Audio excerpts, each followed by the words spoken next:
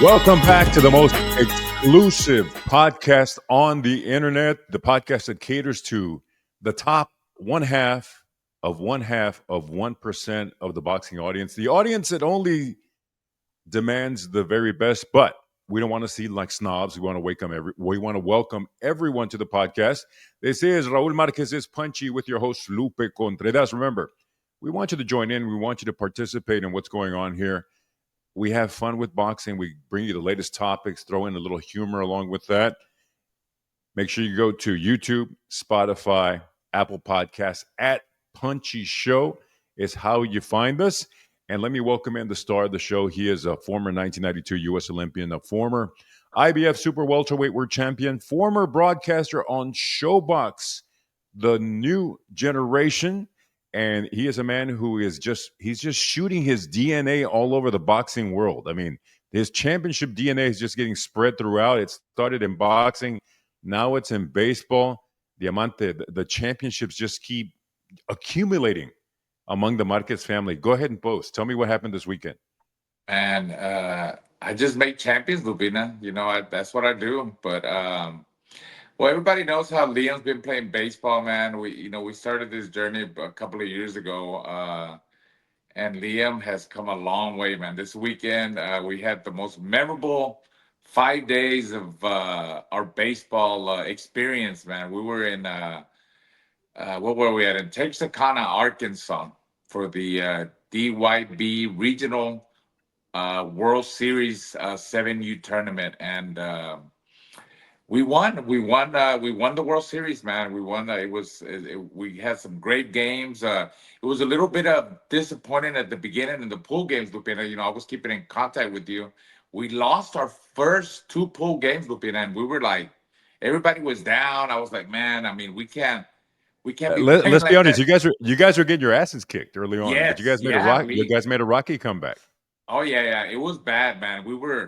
It was like the kids had a cruda or something, man. They were hungover, or I don't know what happened. Maybe the early games, but we lost pretty bad, dude. We lost pretty bad the first pool games, but we were able to come back on Friday. The next two pool games we won, and then of course on Saturday the bracketing started, and it was single elimination. We won two great games, very competitive games on Saturday, and then on Sunday we beat the team that beat us in the pool game. We beat them. We beat them 5-3. It was a great comeback game. And then in the finals, we fought. I mean, we fought. I keep telling people we fought.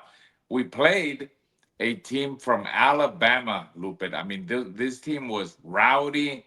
They were loud. This team had their own buses, their own bus. The whole family, the whole team was super loud, man. Super loud. That's actually my favorite part. I enjoy more what happened off. I think like your mom and your wife, who's normally very low key, they were ready to fight people because It, it was getting that intense, right? well, they got into it, man, because one of our kids got hurt, and they were more worried about our kid, man. The kid that got hurt at Cooper, actually, at home plate. The kid, they teach these kids, to slide hard and be tough, and run over the player, and that's what happened.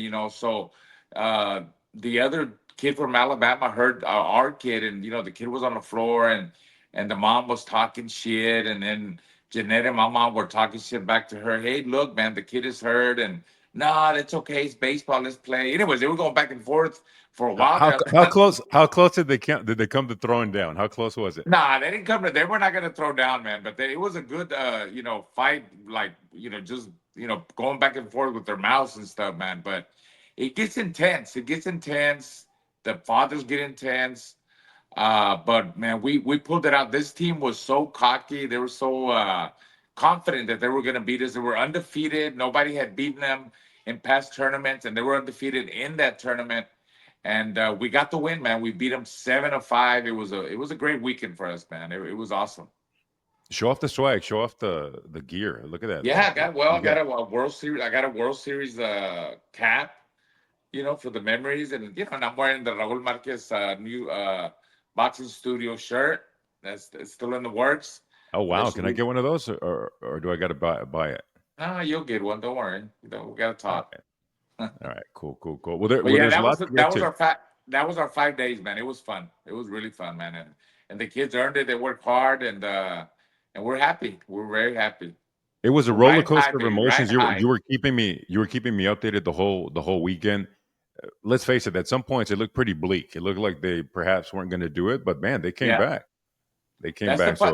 So That was the excitement because, like you said, you were even surprised, man. You were even lighting candles for us I was and lighting hoping that. candles, saying prayers. And But yeah, hey, it the worked, kids bro. came It back. worked. Well, no, like I said, you just shoot that championship DNA all over the place. No sport is safe. Who knows? It could be soccer next with little Alina. But I let's don't. get to our topic. Let's go to Yeah. what we like to call the main events. And another guy who had himself a fantastic weekend Oh yeah. was Mr. Alexander Usyk, who just became undisputed at heavyweight again. Diamante, at this point, is there any real argument that anyone can make to say that Alexander Usyk is not on the pound for pound list as the top active fighter right now? Oh man, he's the guy. I liked him from the beginning. I mean, when I first saw him, he's a student of the game. He's a very smart fighter. He thinks in there, and he's powerful, man. He's got power. I feel like the only reason Dubois got that fight is because he talked himself into it. Because of the controversy with the whole low blow thing in the fifth round, and he feels that Usyk had time to recuperate and stuff. But this time. I mean, Usyk, it showed from the beginning. He started fast, his speed. He was landing big left hands. He hurt him early on, and he knocked him the fuck out in the fifth round. Actually, the same round when the low blow happened, but this time he landed a big overhand left, and it was brutal, Lupe. It was bad. I mean, he really put him to sleep, man. Yeah, I mean, as a matter of fact, in the post fight interview, Usyk even said that he has a name for that particular shot. Let me go to the video. Right. He has a he actually has a nickname for the shot, and here it is. Hook is like this hook, and back Ivan. Yeah, it's Ukrainian name. Yeah, Ivan is like a big guy who living in a village and work in farm. He was a big guy, like a Cossack. And what is your name? My name is Ivan. Yeah, it's a hard punch. Yeah, Ivan. I think Yvonne is like Ivan? the Texas equivalent for like Jethro. You know how we got that big Yeah. corn fed dude that's just Oh yeah. like you want him to be your friend when you have to move houses. He'll come over and he can move refrigerators, he can move washing machines all by himself. That's Yvonne. I like that. I like that. Maybe I'll start telling Gio to land on Ivan. Something different. It's different, But hey, that Ivan landed a couple of more than just one time. Early on, it landed, but when it really landed was in the fifth round, and Dubois did not like Ivan, man. Yeah, I mean, it seemed like a Dubois that like I said, he's had the reputation for being a guy that when it gets tough, he kind of finds a way out. But he also seems like a guy who I think when he's on a roll, when he's got the momentum behind him, I don't want to call him a front runner because he has shown at times where he can sort of recoup and even in the Joshua fight, there were some times when he took some shots, he got rocked by Joshua a few times, and he was able to find the way out. What do you think was the key factor here? Was it just, I mean, just an ultra Just confident, ultra skilled, just a different level of yeah, fighter that was in front of him this time? that and the power, man, the power of Usyk, and I think that a little bit of what you're saying, even though Dubois was coming off three big wins, three knockouts too, by the way, against pretty good opponents. And he showed that he had been improving and gotten better. But I think he's the type of guy that when he gets hurt or he feels power, he kind of folds, man. I don't think he's got. I don't think he's got the heart, man. I don't think he's got the huevos. But I'm gonna be honest with you, I don't think he's got the huevos because I seen him in other fights where I felt he could have gotten back up and he didn't. So yeah, I don't think he's got the courage. I think once he felt that power and he went down, he obviously, I mean, he was hurt. I mean, because those punches that Usyk threw, like I mean, they were haymakers, man. They were coming from, they were there to hurt Dubois, and he didn't want to get. I mean, he got hurt, man. He folds when it gets tough. That he's done. Yeah, the shots were coming from all angles. I mean, it was an Usyk that was in total control, man. He never seemed at any point, even the size of Daniel Dubois was intimidating him in any way. Was really giving him any problems, and I don't want to say he could have ended it at any particular time, but when he found the moment to end it, he's a guy that jumps on you and takes care of you. Usyk said he wants to rest. He wants to be with his family for a while. What do you think is next for him? Where does he go from here? I really have no interest in seeing him against Joshua. I don't have any interest in seeing him against Tyson again. He's done all that. Yeah. Where does he go from here? Yeah, I mean, those are still money fights, with Tyson Fury. If Tyson Fury comes out of retirement, and then you guys, then you also got Anthony Joshua. Honestly, I really don't want to see that. I don't mind seeing him against Tyson Fury again if he does happen to come out of retirement. But the promoter Frank Warren said looks like it might be Parker. Parker might be the guy. I mean, I don't maybe Parker, or there's what's that other heavyweight Chisora. Chisora, that's another guy that, I mean, I don't think any of them are gonna beat him, Lupina. But if you're looking at possible opponents, Parker, Chisora, Tyson Fury in that order, uh, see what happens. There was kind of a weird moment too, where Jake Paul somehow ended up in the ring. They teased a few things where That's Jake crazy, Paul was man. was was calling out Joshua, and Eddie Hearn alluded to the fact that yeah, if he's like, if you want to get hurt, we can make that happen. But just know that you're That's you're playing in a different level, you're playing in a different league. And then I saw something where he alluded to the fact that he wanted to do a fight with Usyk, but he wanted to make it like a mixed martial arts fight. I don't know if Usyk oh trains in mixed man. martial arts. I don't know if he does any of that. Uh, how realistic do you think that either one of those fights happens? I, I I think mean, I think the Joshua fight's probably more realistic. I yeah. don't think in either case it ends well for Jake Paul in either scenario. Yeah, I mean, I totally agree. I mean, I guess anything could happen, man. When you got a guy that has so many followers, and the money, money talks, man. But you talk about. I mean, I think the face off with Usyk was good for the promotion for the Joshua fight. I mean, Usyk would destroy. I mean, come on, Lupe, like Usyk would destroy Jake Paul. But that was more for fun and just promoting that. He wants to fight, in the heavyweight division. I mean, you hear Jake Paul wants to fight Tank Davis, and all of a sudden he wants to fight Usyk. I mean, that's a big difference in fighters and in weight categories. So he's all over the place. He's just having fun promoting Jake Paul, MVP. And if he fights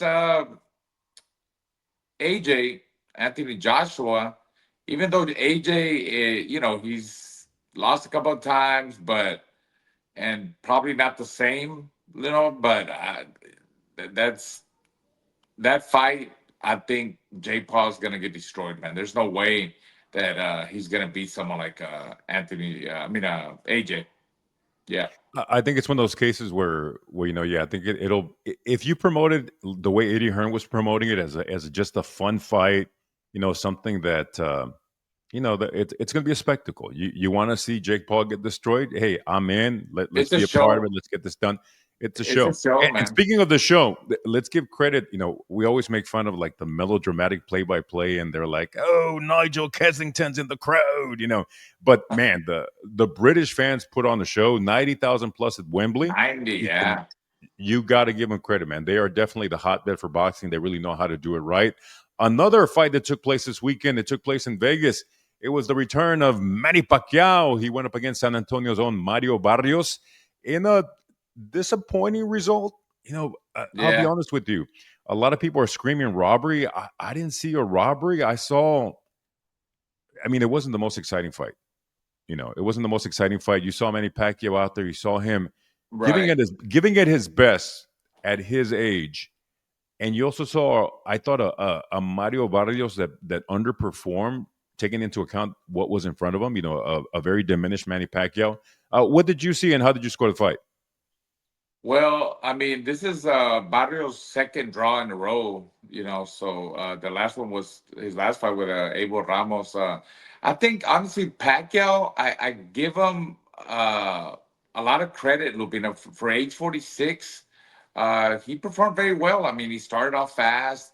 The Manny Pacquiao that we kind of know, in and out, punches and bunches, a lot of furries. Even Barrios admitted, man, that he was strong, that he was awkward, that he was trying to outwork him. I think Barrios was too hesitant, man. He gave the legend too much respect. He was waiting too much. When you find a guy like Pacquiao, Barrios being a lot younger, and he's 46 years old. I mean, you try to bully a guy like that, you jump on him, you get on his ass, and try to break him. And I think, Barrios was just waiting too much, not throwing enough punches. I don't think Pacquiao aced it out. There was a lot of close rounds. I mean, I had no problem with the draw. I think it was good, man. It's a draw. I mean, do I care to see a rematch? I mean, Barrios keeps the the title. I I don't think Barrios brings anything to the table to fight Manny Pacquiao. Like I'd rather see if Pacquiao wants to continue to fight because how Which he said he big he does. is. Yeah, yeah. I'd rather see him fight like a crazy guy like Rolly. Like Rolly. I think the promotion would be bigger, or maybe someone like Tank Davis that has a bigger name. I would rather see him fight those guys, and it could be made because it's PBC, so they're PBC fighters.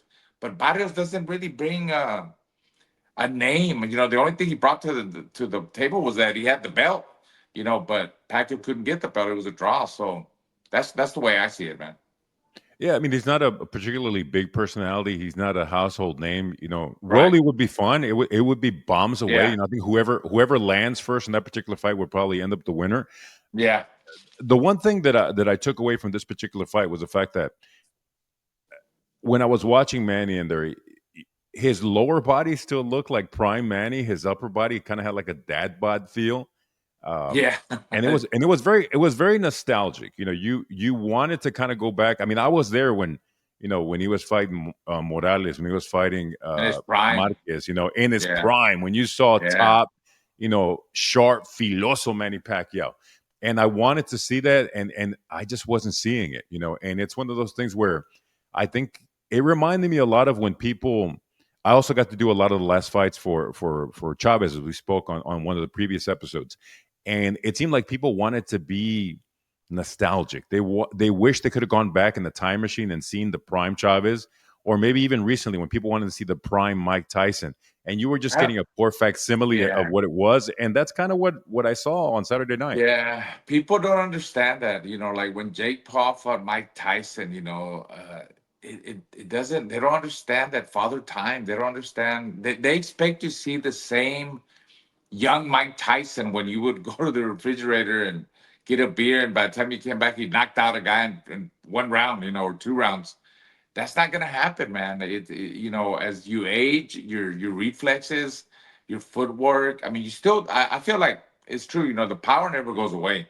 You always got that power, but the reflexes, man, the speed, your eye coordination, just when you're watching the other guy move, it's all that goes, man. It's not the same. You can't perform the same way.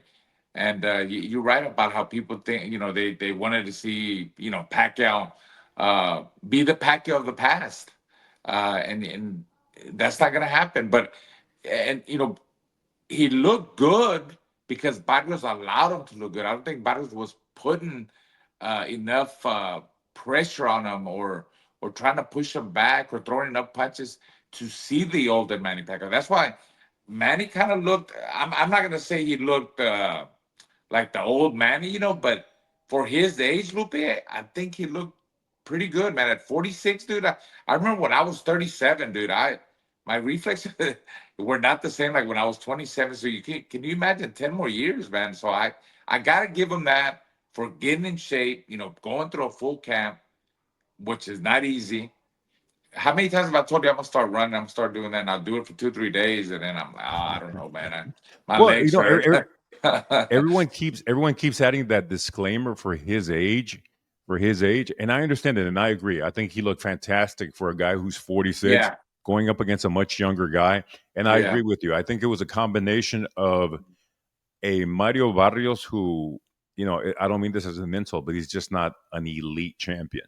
And then you Nah. have a diminished Manny Pacquiao. So it's kind of like the promoter Don Chargan once told me. He said, if you take two fighters who are almost shot and put them in a fight together, you make for a great fight. So it's almost like when you have two fighters who are no longer at their best, they Right. can't evade punches. They can't be mobile. They can't be very defensive. Like you said, offense is the last thing to go. So Mhm. you get a great slugfest. You didn't get that in this particular case. I think you got like you said, a tentative uh, Mario Barrios against a Manny Pacquiao who could no longer pull the trigger. Right. And like I said, we wanted to see something special, and I think we almost were trying to will it to become something special, but we didn't quite get that. Now, the pick last week for your No Quema fight was Bam. And when you speak of special, this kid is definitely special, man. He went Oh out. He man. was down in Frisco, Texas, against my favorite name of the weekend, Pumulele Cafu. Cafu. And part of the reason why you said you didn't really care for this fight was the fact that you knew what was going to happen. Yeah. You were feeding the lion. You had a very game, a very skilled fighter in front of him. But no matter what he brought to the table, it wasn't going to be enough. Yeah, no, Bam, like I said, man, he's the man. He's the man at 115. Like I said, I want to see him move up to 118, 122. But right now, he picked up another world title, another title at 115 pounds after Cafu. He's coming off a big win when he upset that other Asian fighter, Tanaka.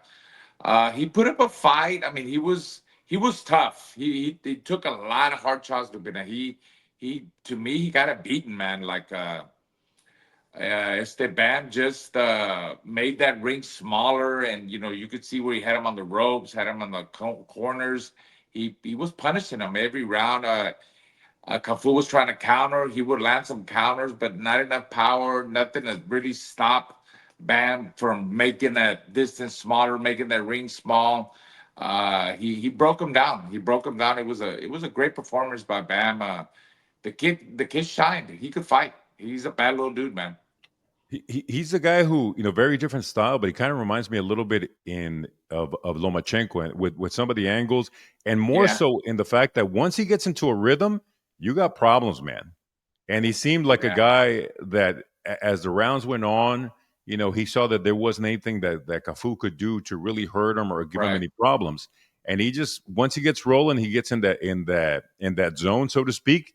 He almost looks unbeatable at times. Yeah, he actually, I think he's a lot more exciting than Lomachenko, and he gets better as the rounds go, man. And you're right, that whole angle punching, punching off angles, to the right, to the left, but at the same time, he's coming forward with power and explosiveness and speed. He's got fast hands. He's very impressive. He's very, very impressive, and that's exactly what he did. It was one of those things. I think the only question mark during this particular fight was the fact that, and we said it's always dangerous when you already have a fight lined up. He had a fight lined up in November against Puma Martinez, the Argentinian Yeah, guy who also went to Japan and got a big victory. right. Have you had a chance to study Martinez a little bit, and how does he match up against Bam, and what do you expect from that fight in November? Well, I mean, actually, I saw a little bit of Martinez. He's tough. I think he's gonna be the type of guy that's gonna bring it more. Like it's a style matchup. Like style wise, it's a better matchup for Bam because I think Martinez he comes forward. He's not a guy that's gonna try to box like and move around like Cafu. So I think that favors Bam because he likes guys coming at him because he'll work better off his angles and his combinations, just punching. He's here, he's not. He's hitting him from different ways. Uh, and I just think Bam is the best fighter at 115, man. We want him to win this fight and move up to 118 because there's some big dogs in that weight class that I want to see him pair up against. And we move on to the co-feature. Perhaps the guy who had the Oh the best weekend was uh yeah, was our friend Sebastian Fundora taking out the guy I kept calling his dad's name Koshta Zoo, but obviously it's Tim Zoo. yeah. Took him out, and essentially the corner said, we've seen enough. We've had enough. It was a Fundora who not only did he get accepted into Harvard this weekend, man, that's quite an accomplishment. You're a world champion fighter. Harvard. Harvard, an elite Ivy League education school. I believe it's going to be he's going to pursue a degree in engineering. but he was also a guy that made a lot of adjustments. What I really enjoyed about him was, and I think it was the best fight of the weekend. It was the most fun fight as long as it lasted. But he was a guy who seems to be starting to use his length and his distance inside of the ring. I was gonna say that Lupina Fundura. I mean, he stands tall, and then he fought very smart. Uh, long, the long punches, got the long arms, his jab. He landed the left hand. He dropped the Zoo early on in the first round. I mean, Zoo, he's damaged goods, bro. He's been done. You know what? When I saw him in the Joey Spencer fight, I mean, Joey Spencer is nowhere near the level of Fundura, nowhere the level of what Tim Zoo was before. But I saw him; he was shot, man. And I think that Fundora ended matters. I think it's time for Zoo to. I think he needs to retire, but he's just too much damage, man. I'm telling you that first fight with Fundora, I think took a lot out of that kid, and I don't think he's got no business fighting again. That's what I think. When he did go down in the first round, he almost had this look on his face like, "Oh shit, here we go again." He Like tried, man. I feel bad yeah, because like he did, yeah, and he I think was that's what trying. makes Fundora fun. There were some Yeah, shots that Zoo threw that came really close to landing on the beard especially of yeah, Fundora.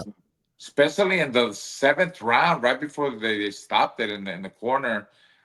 Zoo had landed some nice power shots, but Fundora was right back. Put him in his place. And had him hurt. And then at the end of the bell, like Zoo's corner said, "Man, they seen too much," and they stopped it. I think they made the right decision because he could have gotten really, really hurt. Man, Fundora he was getting better. He was getting better as the fight goes on, and he was landing some big, big shots on Zoo.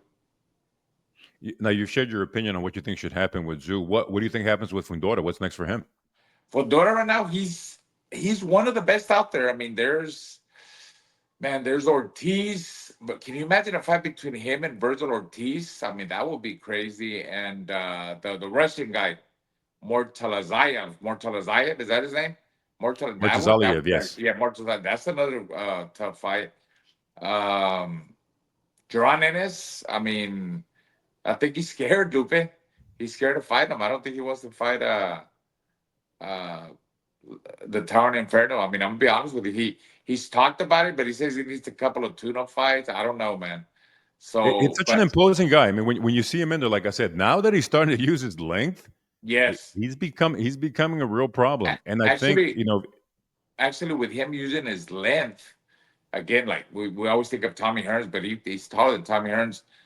When hit with he likes to find the inside, so I feel he crowds himself in the inside, and he doesn't maximize his power. Now, him using his reach and his being tall, and he's uses his controls the distance. I think he maximizes his power. So I think he's even punching harder when he uses his reach and his left, Lupe. I might have missed it, but did he make some changes in his camp? Did he go work with somebody different? Because it looked like a very different Fundora. It looked like I mean, did he stumble upon some YouTube videos that showed him how to use his length and distance? Because he looked I great. don't. Yeah, I mean that, or like after so many fights, of hearing people say, why does he want to fight in the inside so much? He don't need to be fighting the inside. If he would just, pop that jab and control the distance mid long range, he would do so much better. And I think it's a little bit of listening to people talk about him, and then experience. He's an experienced fighter. The more fights, the more camps you have, you're gonna work on your trade and get better. And I see that that's what he's been doing. It shows.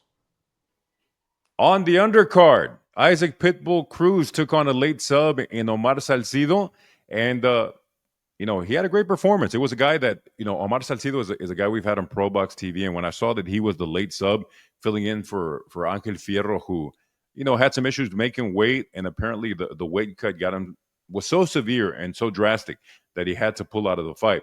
Now, Pitbull, he's a fun fighter to watch. He's one Yeah. dimensional, but that one dimension is pretty effective. Yeah, it was for this fight. I mean, against Salcido, but I felt like, Salcido was kind of like more in surviving mode. He was holding a lot. He was trying to avoid action.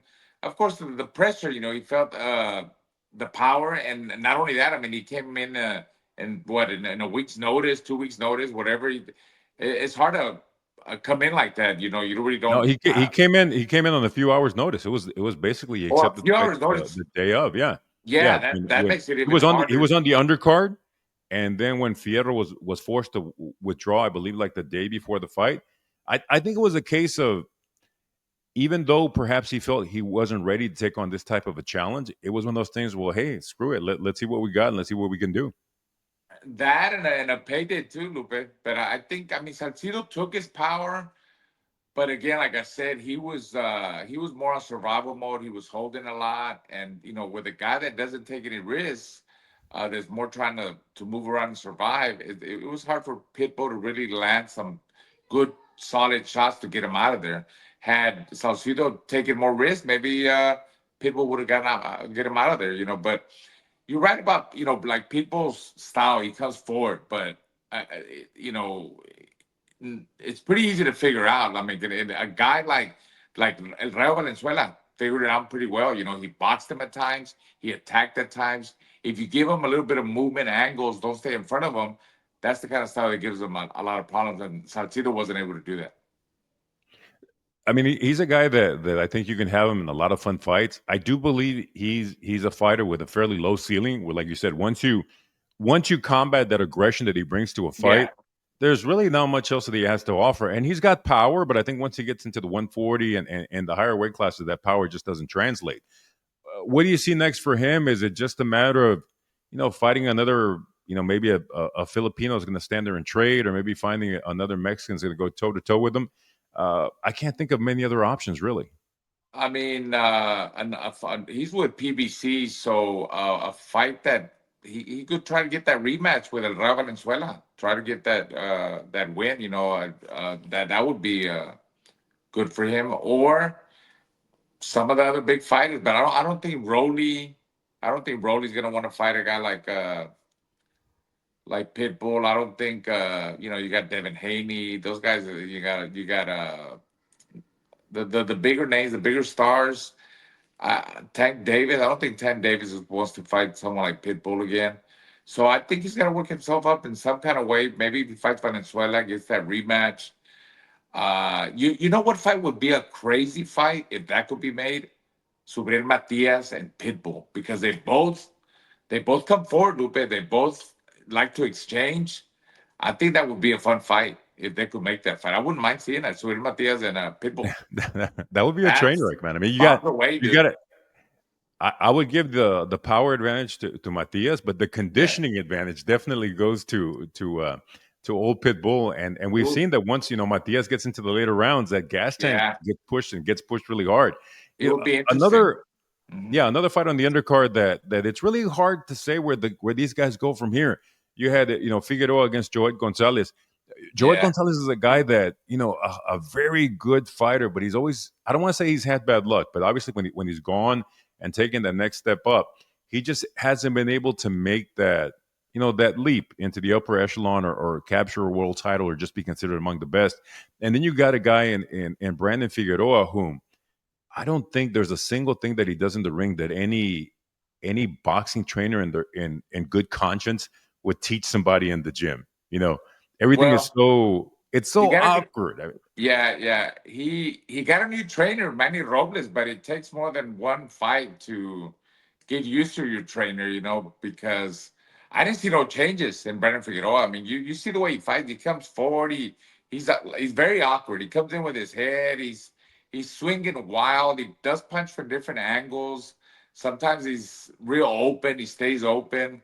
I think he started a little bit slow. He started slow with Gonzalez, and I want to say like the first 9 rounds, it was back and forth action. They were going back and forth, but I think Gonzalez got the best of them in the first 9 rounds, Lupe. Like I could easily say he won about 5 or 6 of those first 9 rounds, and then Brandon Figueroa, they told him in the corner. Like, I mean, he got some sense of urgency in the round 10, 11, and 12. So I think he came back strong the last 2 or 3 rounds.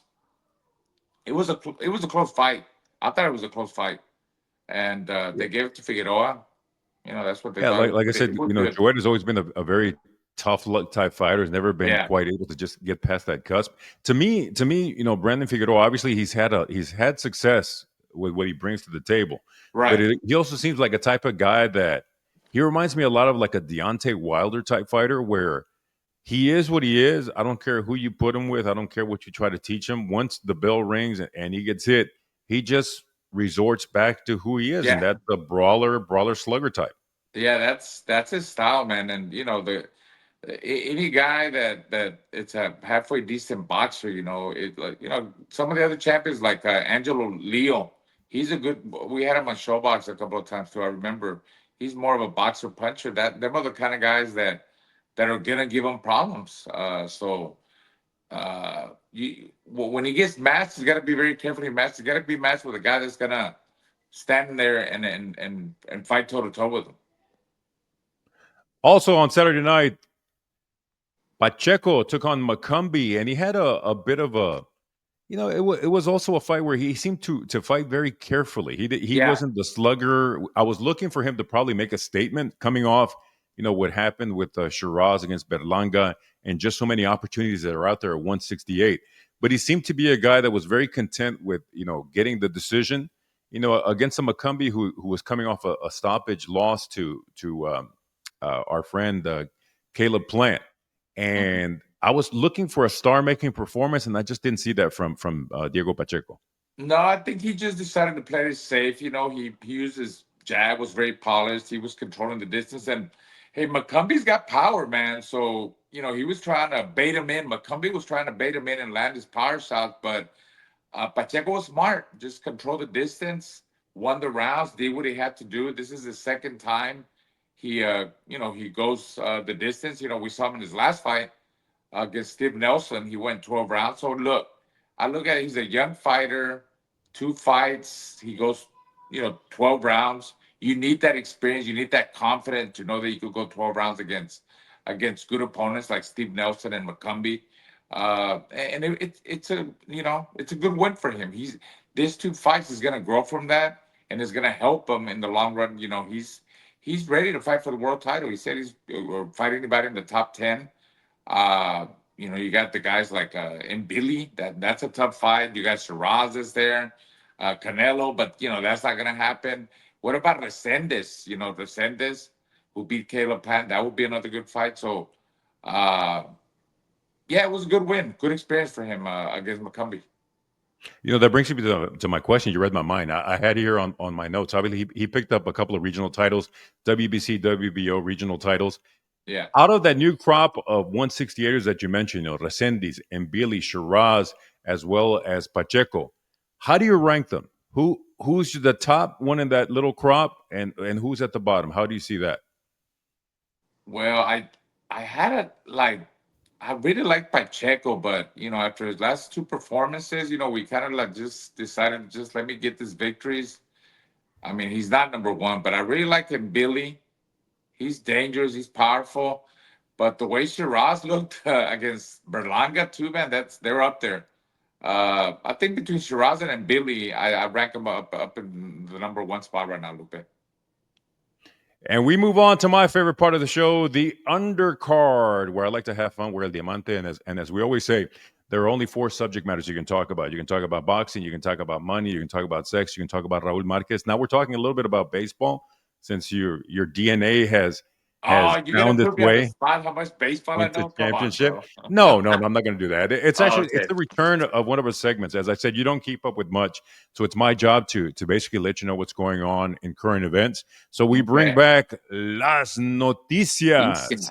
the news. We're looking up, some things that are trending on the news cycle. What's been going on, what's been happening, and seeing if you're keeping track of it. I found, you and Okay. I both travel significantly.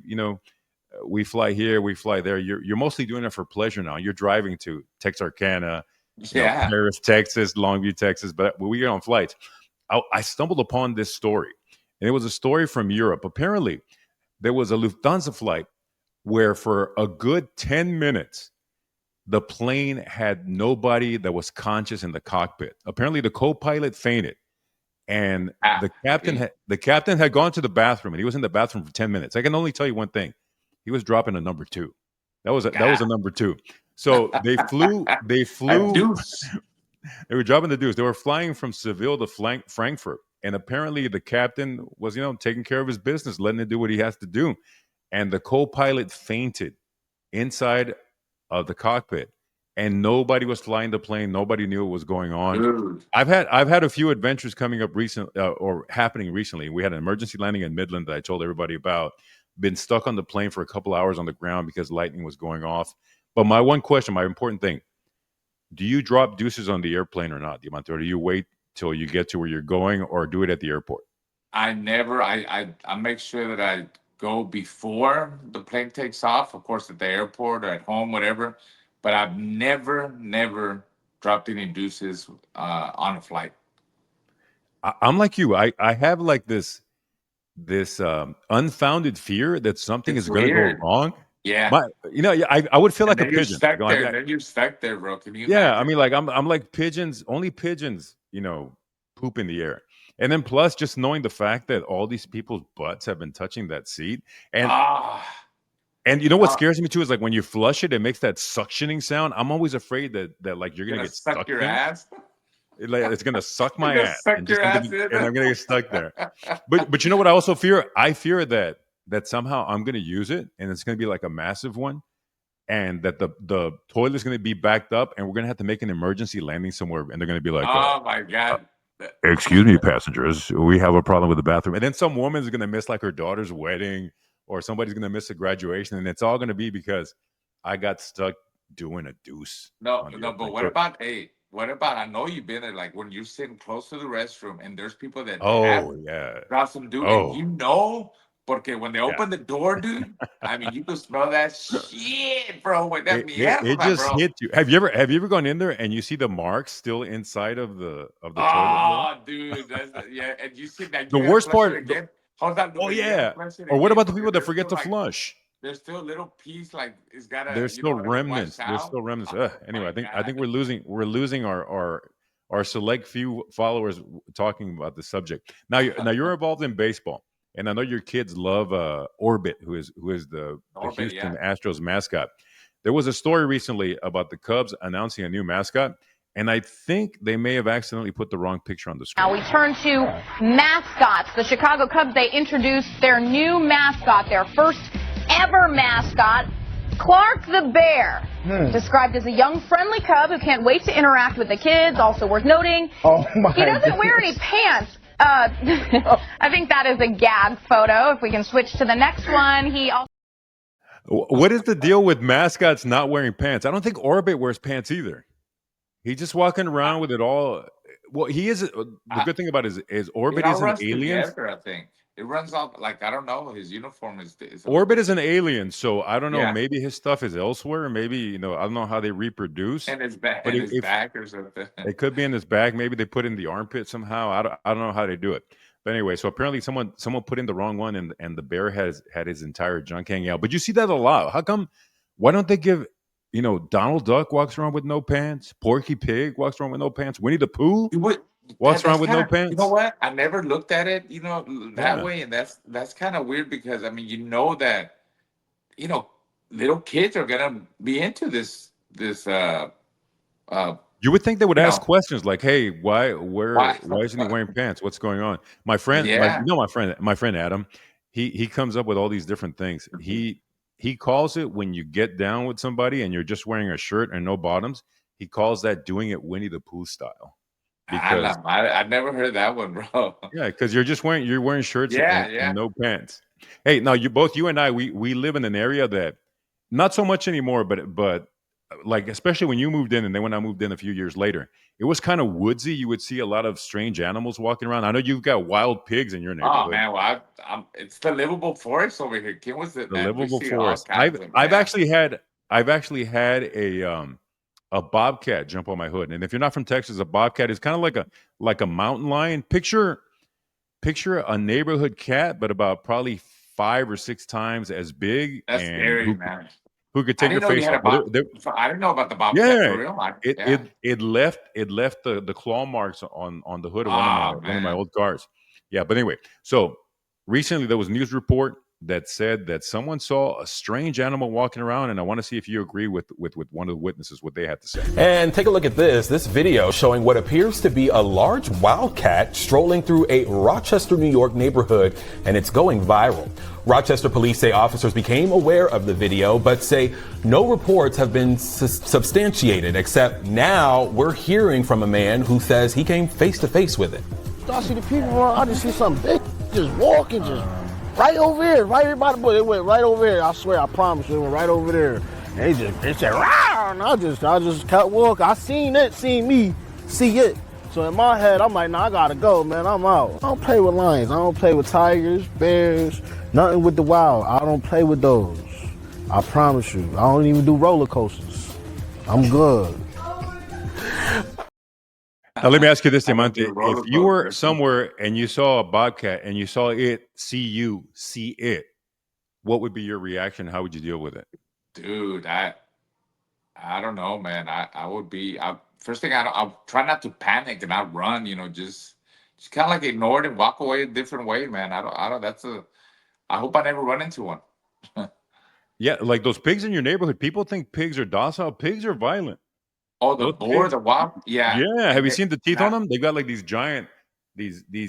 They look like canines, just kind of protruding up of their lower jaw. Not only that, look, they mess up people's yards over here bad. You should see, man. Because they look for some little worms. They look for roots. Like they look for roots. Oh, that's it. Yeah. They use their noses to dig like that and look for. And for they've done some damage over here. So luckily, it's never happened to me, but they mess up people's yards really bad, and they're big. Remember? Yeah, no, they're huge. Scary. They're huge. And I've seen some of them, but I guess the association here they shot them and they had to get rid of them. They've got to find ways. They're violent. They're several hundred pounds, and depending if they've got little, piglets with them, they'll attack. Do you remember a couple of cases here in Houston where some people were raising tigers, and the tigers would get loose in the neighborhood? There was one. There was one case. I wish I had the video. This one guy was walking down the street and he sees the tiger, and the tiger starts running towards him. And this guy thinks, ya valió. That's it. This tiger's going to get me. He said the tiger was so domesticated, it jumped on him and just started licking his face, and they just held on to the tiger until animal control came. Now this next story, fell in love like you're in love with your puppies. Just like my pup. Look, speaking of, look what I have right here. Yeah. He would not leave me alone, so I had to put him up here before he started whining. But Maxie, for all of those who care, look, his lumps are gone. Remember, he had those big giant lumps. Yeah, so they're gone. Wow. He's 100% recovered. He's back. He's back to being a Maxi. Now, this next story, Diamante, it's been making all the rounds. People have been making memes about these people. Okay. You had a couple that went to a concert. Have you ever been caught on the kiss cam? Never. We want to get caught on the kiss cam like one day. Like, not if you've got what's going on. Like these shit! What happened? Check this out. Oh, look at these two. All right. Either they're living in a fan or they're just very shy. I'm not quite sure what to do. Should we run with you? So what happens is, the gentleman is the CEO of a very important company, a multi-million-dollar company. The woman in the picture is the head of HR. They're not married. Oh, I did see that. At least they're not married to one another. They both have significant others. So for some reason, he decides they're going to go to the Coldplay concert, which, for the record, Coldplay sucks. And they take them. He takes her to a concert in Boston in front of all these people. And somehow karma catches up to him, and they get caught on the kiss cam. The wife files for divorce. Apparently, her situation is a little bit different. At first they were reporting that she wasn't married, but it turns out she is married. He's had to resign. I don't know exactly what the issue is. The gentleman's wife has erased all of her social media. She has filed for divorce. People are making memes left and right. Damn. What advice would you have somebody that's been caught up in that situation? I mean, it's something that, from what I understood, the woman who took the video, she said she had no intentions of posting it, up until she saw the way that they reacted. You think if they would have played it off a little bit better, that it wouldn't have gotten to this point? Yeah, you know what? That's a good observation, Lupe. They should have just went with it, right? I think they panicked, and maybe they should just went with it. It would have been different. I think just the way they reacted, it made it seem that way from what it looks, right? Well, I mean, the thing about it is, okay, it's not like they were in some, dark corner somewhere. They were at a concert with thousands and Right. thousands of people. And Yeah. they weren't exactly hiding. Just the fact that they got caught on that particular kiss cam. Yeah. Kiss cam busted them. They've been making a Man, lot that's of memes, a crazy, lot of dude. issues. I sort of feel bad for them, but also at the same time, kind of It is you what it gotta is. you got to be a little slicker than that, man. You can't be going to public places and just kind of hanging out. That wraps up our segment of Las Noticias. As we mentioned, El Diamante only talks about sex, boxing, money, and of course Raul Marquez, and occasionally now he talks about baseball. That covers There you our go. Las Noticias segment. Now, Diamante, what is your weekend looking like? I have a couple of shows. I'm going back to OTX. We got OTX, it's the banner that your son fights under. He is not fighting until September, I believe, right? He's not going to be on Yeah, the the show. end of September. It's not set in stone yet, but that's the plan. Yeah, I've July. got this one going on. Yeah. I've got some back-to-backs. After this, I go down to the Rio Grande Valley. Marinda's Boxing Promotions, one of my favorite promoters to work for. When do you go there? When I'm do you go going there? there on Saturday. Are you going to be there? No. But my parents are gonna be down there in the In the valley. RGV? Yeah, we're going to be in Yeah. Mercedes, Texas. It is Yeah. the Queen City Throwdown. If anybody's in the Rio Grande Valley, you and I are both from Tamaulipas, which is just on the other side of the river that divides There you Mexico go. from the US. So it's going to be a fun time. No baseball this weekend. Is there a big celebration plan for the world champs? At this point, not yet, but I'm sure they're working on it. I'm trying to plan a little getaway vacation. You know me, I do the last minute vacations. I don't know where we're gonna go. I'm planning something. I don't know. Is it going to be Cozumel again? You usually head on down to Cozumel and you get like some sneaky deal to fly. Playa del Carmen. I like Playa del Carmen. There's a beach over Yeah, there. you We work out like. some under the table type deal where like you get Hey, a whatever it takes, man. top of the line thing. All right, well, I'm going to be working while you're on your little vacation. Again, we are the most exclusive podcast on the internet. Only the top one half of 1% are subscribing to Hey, this, but we don't want to be snobs. no, This podcast is for everyone. We don't care how discerning or how frivolous your taste might be in boxing. We want you to be a part of it. Go to YouTube, go to Spotify, go to Apple Podcasts at Punchy Show. This is Lupe Contreras. That is Raul Marquez. The star of the show is called Punchy. Make sure you like and subscribe, and we are out. Thank you, guys. We'll see you next time.